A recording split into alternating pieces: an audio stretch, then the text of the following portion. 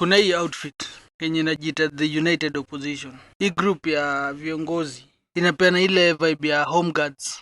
Wakati president ndio anawadictatea agenda yenye wataongea kwa siku, hawa wase wanaenda kukaa ni kama social media influencers wenye wanalipwa kupromote a particular debate, wakati issues zenye zina affect Mkenya zinakuwa ignored. Hii outfit yenye prefect wao ni Gachagua na bado ndio kiongozi wao kwa sababu yeye ndio anafuata. Unajua nani mkubwa wao ukiona nani anafuatwa kwa hiyo kikundi.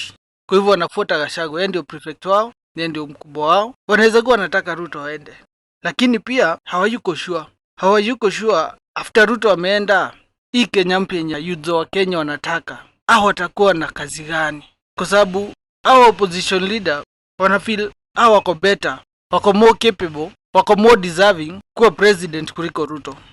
Lakini youths wa Kenya wakiangalia hao viongozi na waone Ruto, haoni tofauti, na hiyo inawapoteza morale. Kwa hivyo ni kama wale wasee wenye walikuwa home guards, wenye walikuwa colonial police, ndio walikuwa wanataka wazungu waende, lakini hawakuwa sure wazungu wakienda safety yao ama role yao itakuwa gani kwa hii Kenya yenye inakuja after mzungu kwenda. Kwa hivyo unapata hao polisi wa koloni walikuwa na protect wakoloni, ndio nao wakoloni pia wa protect from the society. Kwa hivyo the same situation yenye the United Opposition wamejipata. Kwa hivyo unaweza kuta wako na knee jerk reaction yenye wana protect Ruto, ndio nao career yao iongezeke ama iwe ndefu kiasi, kwa sababu hawayuko sure Ruto akitoka au pia watatolewa na Ruto ama watakuwa na role nyingine ya kufanya. Kwa hivyo unapata hii United Opposition wanakuwa ni kama gatekeepers. Kwa hivyo unapata hii United Opposition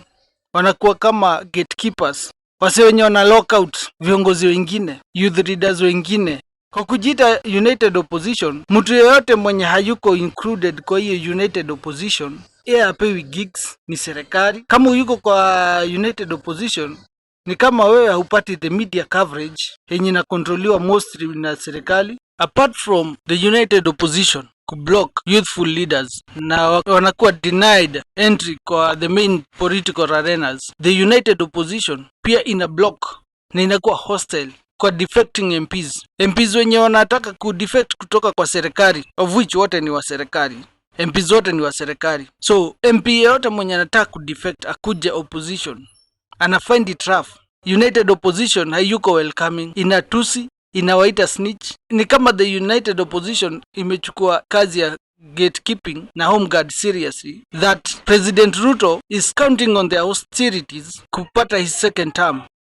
Kwa sababu the moment wame lock out newcomers na the moment wame lock out defecting MPs, Ruto atakuwa na wakati mwepesi kupata his second term, and all that ni thanks to the United Opposition.